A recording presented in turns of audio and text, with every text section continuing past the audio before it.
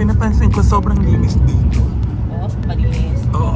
Yes po, kasi nasa tourism area po yung Zamboanga del Norte, Zamboanga del Sur, and Misamis Occidental. Kaya Laki ka lang sa marumi.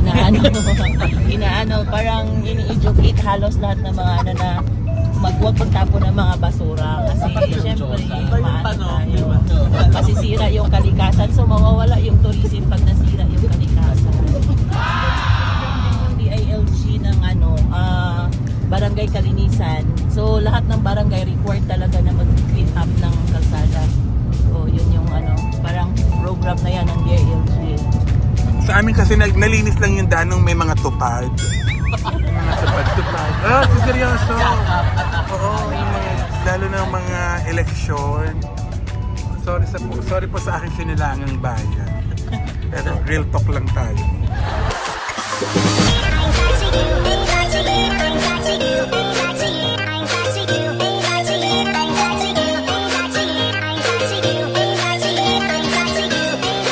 Hello Philippines and hello world!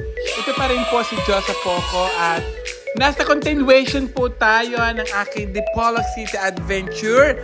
At ngayon naman ho ay ipapasyal ko kayo sa malaparaisong lugar. At tayo po ay narito ngayon sa The Curtain Falls in Sidio Piduan, Barangay Napangan, Don Victoriano, Misamis Occidental! Grabe! Sadya naman ako ay napatakbo, gawa ng sobra akong panay ng falls. Sa totoo lamang po, hindi po ako mahilig sa dagat, pero sa falls, sa mga ilog, ay nako, sobra akong fan! Diyos ko, ito yung mga naiisip ko, nakikita ko sa aking imahinasyon nung ako ay bata pa.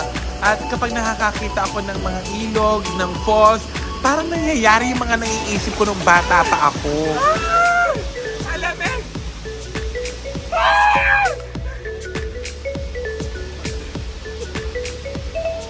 Puro ako nasa freezer.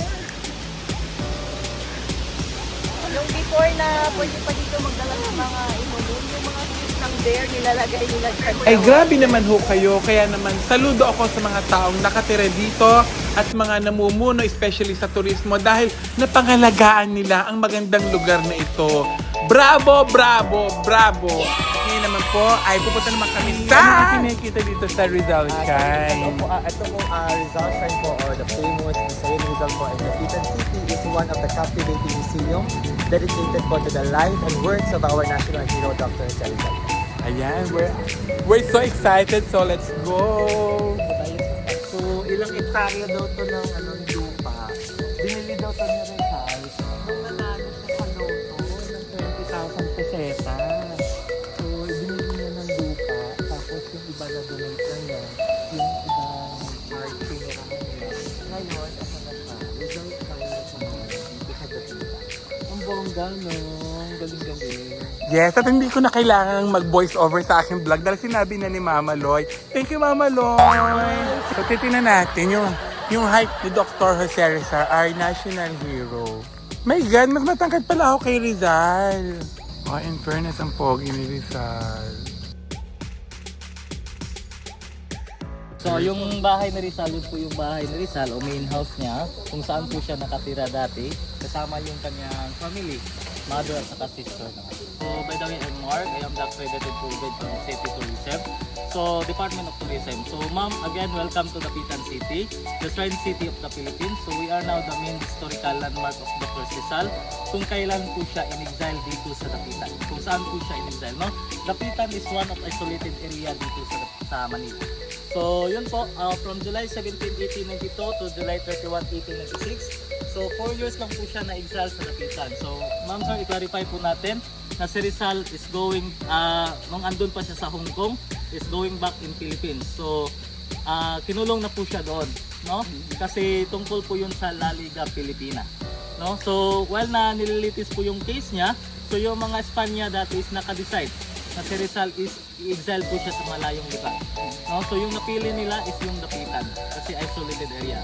So, yung kung naka-drop over kayo sa may Boulevard Bay, yung naka-bronze si Rizal. So, yun po yung arrival site niya. Nilanded July 17, 1892. 7 p.m. kasama yung 4 na Guardia Civil niya. Yung pinuno niya is si Captain Delgras. Yung gamit nila is yung parol de combate o lampara. Kasi yung dapitan is wala pang source of kuryente dati. So yun po yung nagbibigay liwanag sa daan nila patungo sa Casa Real o City Plaza. So na-meet nila si Governor Ricardo Carnicero, politiko, military at that time. O i-convert natin ngayon, isa po siyang mayor ng dapitan. No? So, yun po, si Rizal po, isa po siyang preso kabalyero dito o isa po siyang parulado sa dapitan. Kaya humingi po siya ng permiso ni Governor Ricardo Carnicero na mag-invest po siya ng lupa at bahay. So, yun po, on September 1892, si Rizal ay nag-try po siya ng tumaya ng lottery ticket. So, lucky number niya is 9736. Kila luckily won a lottery ticket. No? So 20,000 second prizes pero divided 3 po sila. Si Francisco Iquilor, si Dr. Rizal at si Carnicero. So yung na-share ni Rizal is 6,000 plus. So yun po, ito may-ari ng lupa dito, si Lucia Pagbangon at si Juana Tabugok. So binili ni Dr. si Rizal. So on March 1893, Dr. Rizal decided to transfer her in Barangay Talisay o Rizal Prime. So 16 hectares in all, worth of 18 pesos lang po dati yung bili niya. Oh, 18 No? pesos. So, hindi lang po lupa na binili niya, kundi nagtayo po siya ng 6 na bahay. The first one, yung sa may entrance doon, yun po yung clinic niya, kung saan niya inoperahan yung mama niya na may katarata. It was visited her in Dapitan year 1895. So, kasama yung sister niya. So, dito naman sa likod natin, ma'am, sir, ay ito po yung kanyang casa residencia, the main house of Dr. Rizal. Dito po siya nanirahan dati kasama yung pamilya niya at saka friends niya. Pati yung pangatlo niya, walang iba kundi yung live-in partner niya na si Josephine Bracken. So Josephine Bracken is pang-siyam na girlfriend si Dr. Rizal from Irish o Ireland. No? So the reason bakit andito po siya sa dapitan, kasi yung foster father of Josephine Bracken na si George Copper, nagpagamot kay Dr. Rizal sa mata. So dito na sila nag-meet sa dapitan. No? So aside sa kanyang bahay, meron po sa kitchen sa gilid na separated sa kanyang bahay kasi sabi ni Dr. Rizal, iwas aksidente pag masunog. Kasi light material po siya. So ma'am sir, yung sa taas naman po, yun po yung poultry house niya o chicken house kasi karamihan ng mga pasyente ni Rizal, hindi po siya humingi ng bayad ng pera. No? So yung karamihan, nagbibigay po sila ng manok o prutas at saka gulay kasi uso pa dati yung batir o exchange lang. So ma'am sir, pwede tayong makyat sa kanyang bahay po. Ano po itong ano to? Yan po yung kanyang hospital house o separate po yung male ward at female ward. So at the same time, ginawa niyang recovery room. Ano po yung nasa taas? Yung may hagdan po dyan sir is boardwalk segments po yan. Paikot lang po yan dito sa Rizal Center. Insert po overlooking yan po. Ilang puso na yan? Ano po yun? Yun po yung hospital house niya, Casitas de Salud. So separate ang male ward and female ward at the same time ginawa niyang recovery room. So akyat po Sa tayo. ospital niya pala to. Yes, hospital. So ito yung bahay. Ano po yan, sir? At talagang pinagawa niyo o second hand niya na? So isa na po siyang replica. Okay. Pero same structure, same size, and same location pa rin tayo. Pati yung materials na ginamit nila natin. So ito po yung kanyang bahay na isa na siyang replica. Yung design lang at saka yung location same lang po sa original. Wow. Ito po yung kanyang visiting area. No? Kung saan po yung mga bisita niya, dito po siya nag-entertain dati. So meron po tayong revolto dito o monuments kay Josephine Bracken. Ito yung kanyang live-in partner ni Dr. Rizal. So nagkaanak po sila. Yung pamamahalan nila Sir Mount is nagbunga, kaso lang namatay. Premature baby, 8 months after 3 years namatay po siya. So walang anak si Rizal. So ano po ito? Yung talagang kay Rizal pa ito? So Ito yes mga po, yung lumang- design lang po pero ngayon replica na po siya. May study table niya. Hindi, ito I mean the chair. Replica na sir. Replica na. Ganda ni Josephine Bracken, no? Titit po siya, tapos blue eye po yung mata, tapos makapal yung buhok kulot. Bigyan mo ng barya. Ay, totoo ba? Saan? Ito sa kamay niya. Ayan, lalagyan ko daw. Paanong meron pa pag binigyan ko? Matutupad yung wish mo. Wow, ang wish ko ay... Mag-isis ang Diyos.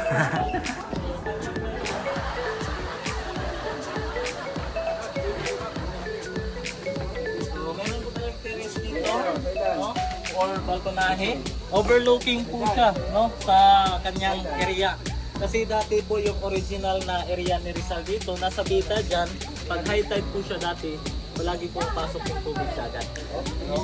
So year 1940, na-reclaim po ito ng National Historical Commission of the Philippines. So this time naman ipupunta natin yung kitchen ni Dr. Jose Rizal. O ang kanyang tungko. Wow, tungko! Banggirahan.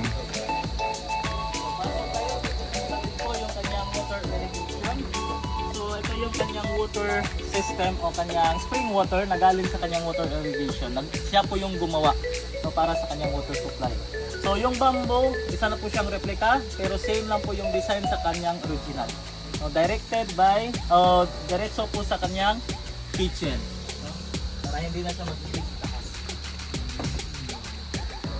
So bali ma'am sir, yung favorite food ni Rizal na nagluluto siya dito dati is tinolang manok. Isa po siyang native. So lahat po siya, replica. Water jar, tapos yung mga pinggan niya made of clay po. Ma'am sir, once again, this is the water system of Dr. Rizal o original na water dam niya na siya mismo gumawa dito sa Dapitan para sa kanyang water supply sa kanyang lupa. No? So, yung hagdan natin, isa na po siyang additional para lang makyatan ng mga bisita para makita nila yung swimming pool, yung maliit na swimming pool ni Dr. Rizal. So, yung monuments na yan po si Josephine Bracken and Governador Ricardo Carnicero, the politico-military at the time.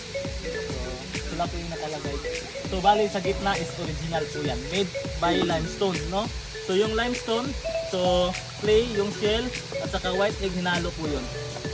So, si Rizal po yung nakadiscover nun. Wow. So, akit po tayo. Scientist.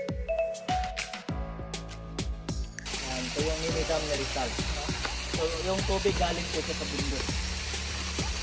So, ito yung separate po yung daanan ng kanyang mainom. No? Tapos yung doon, taliguan niya. So, ma'am sir, meron po siyang naka-cordon o cushion sa part sa harap ng bahay ni Dr. Rizal.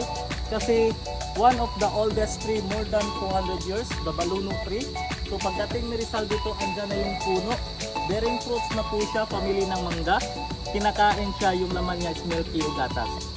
So, as per ng DNR, under observation po siya kasi yung puno natin na oldest tree is dying na po siya. So, Akala ko naman siya nagtanim. hindi po siya nagtanim. Pagdating lang niya, Nandiyan na yan. Yes, Okay. more than 200 years. So, silent witness ni Dr. Rizal dito sa Dapitan. Okay. Ang unang bahay ni Rizal, Casitas de Salud, no? In Spanish name. So, isa po siyang mini hospital house of Dr. Rizal. Separate po yung male ward at saka female ward. So, at the same time, ginawa niya po yung recovery room para sa kanyang mga pasyente. Sino po yung mga pasyente na malalayong lugar na naoperahan ni Rizal dito sa Dapitan, allowed niya po na i-overnight dyan sa loob. Ang bait pala talaga ni Rizal. Free lang po yun ha. So dati isa pong barter o exchange lang. Sila lang po yung kusang bumibigay ni Rizal. Bumibigay, no? Like manok, gulay, at prutas. Ma'am sir, ito yung kanyang pang-anim na bahay. This is the Casa Quadrada. The pupils dormitory of Dr. Rizal. O workshop niya sa kanyang mga estudyante. Meron po siyang 24 students, lahat mga batang lalaki dito sa Dapitan. O maliliit na bata. So bali ma'am sir, yung story niya po dito, sabi po ni Dr. Rizal, wala po siyang specific na classroom, no? So sabi ni Dr. Rizal, nagtuturo lang po siya sa ilalim ng punong kahoy. Kaya yung kanyang original table sa blackboard, hand carry lang po yun. So at the same time, dormitory. So paggabi dito matutulog yung mga estudyante. Yung iba naman po, andun sa bahay. 24 po ito. Paano po nagkakasya dito yung 24? Yan po sir, yung iba po andun po sa bahay matutulog. No? Paano pagklase ka siya dito ang 24? Workshop lang po, pag nagbabasa sila, nag-drawing, nagsulat, wala po silang table and chair. Yung gawa lang nila is yung naka-cross setting yung paa o Indiana sit. We are now the Meritero Rock. No? So tapos na po tayo sa mga 6 na bahay ni Rizal. Dito naman po tayo sa kanyang bato. No? Yung bato is a memorabilia na ni Rizal kasi yung meaning ng Meritero Rock is my retreat. Yan po yung pinaka-longest poem ni Rizal na sinulat niya dito sa Dapitan. So, saan po siya nagsusulat? Doon po sa taas ng bato na nakaharap sa dagat. No, itong bato na ito is itong lumayag o floating stone. Kasi dati isa itong dagat dati. No? So it's our original rock, nature rock, naka-heart po yan. So pangalawang name naman po ma'am sir, tinawag po yung Lovers Rock Rizal. Kasi tuwing hapon o dapit hapon dyan po sila nag-date ni Jessica Bracken pag may sunset. No? So hindi lang po dating place, kundi dyan na din po sila nag-exchange vow o kasal-kasalan. Kasi si Rizal po, bawal po siya ikasal sa Roman Catholic sa simbahan dati. Kasi dininad po siya ng mga prelate. Kasi yung mga prelate, tinawag nila ni Rizal is yung excommunicado.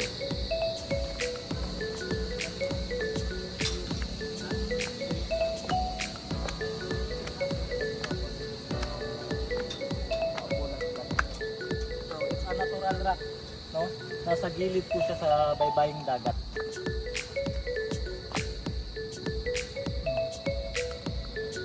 Kaya pala lagi sila nandito kasi napaka-romantic ng place. So sir.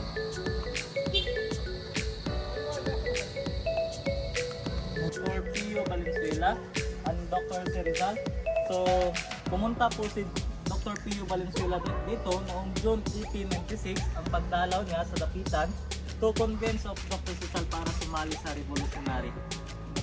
So ayaw na po yung matutong labanan. So true writings against by the way po, hindi pa ito na-discuss natin, no? So this is the Casa Redonda, the octagonal clinic of Dr. Rizal, kung saan niya po inoperahan yung mama niya na may katarata na si Dona Chodora. So sinadya ni Rizal na octagon size po siya, o side by side po yung bintana, kasi dati wala pang source of kuryente. Kaya nilagay ni Rizal na nasa tabing dagat na walang puno dati, para malakas po yung reflection ng sunlight at doon po siya mag-opera. So nakikita natin, elevated po kasi dati pag high tide ito, palaging pong pasok yung tubig dagat. Napakatalino pala talaga ni Rizal.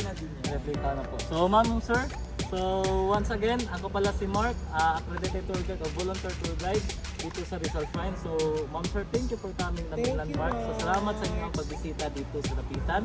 Enjoy kayo ng Dapitan po. Ingat palagi sa biyahe at saka Happy New Year. God bless po.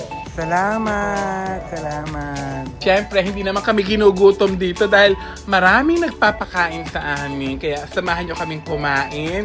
Naku po, baka kayo ay magutom ha. Samahan nyo na lang kami at manood na lang kayo ha. Tiis-tiis sa gutom. Huwag kayo mag-alala at kayo naman ay bubusugin ko sa mga magagandang kwento ko dito sa Dipolog City. At bubusugin ko din ang inyong mga mata sa mga magagandang tanawin na aming pinuntahan din. At pagkatapos namin kumain, alam nyo naman, hindi maaaring hindi ako pupunta sa isang simbahan, sa isang lugar na aking pinupuntahan. Kaya naman, pupuntahan natin ang isang simbahan na kung saan nagsisimba ang ating pambansang bayani. Palagi nakatayo ang ating pambansang bayani po na si Dr. Rosa Rizal kapag siya po ay nakikinig ng misa. Doon po yung lugar na po na exactly. Puntahan po natin lang sir. Na kung saan po ay nakatayo ang ating pambansang bayani po na si Dr. Rosa Rizal kapag siya po ay nakikinig ng misa. Dito siya nakatayo. Yes. Ito po, nakaharap po siya sa altar. And for the information po, ang buong simbahan po na ito ay hindi ang totoo or ang isa lamang po replica ng simbahan. Hindi po ito yung totoong simbahan. Ito na po ay replica. Pero may mga parts po ng simbahan ito po na ay original po. Kagaya Dito nakatayo si Lisa. yes. So, replica to. Hindi ito po buong simbahan ang replica po. Hindi pa ito kumbaga, simbahan ng araw. ito po ay simbahan na po, Sir Orgy, pero hindi po siya, ito po simbahan na nakikita natin ngayon ay hindi po yung totoong simbahan, yung parang totoong structure niya po. Yung original Ito mo, yes, hindi po, po yung ito po original. Nasira na ba yung dati? Hindi po siya sa nasira, ma'am. Meron lang po mga parte na nasira, kaya kailangan po nilang palitan. Na-renovate na. Yes. Pero ang nakarating kasi sa akin,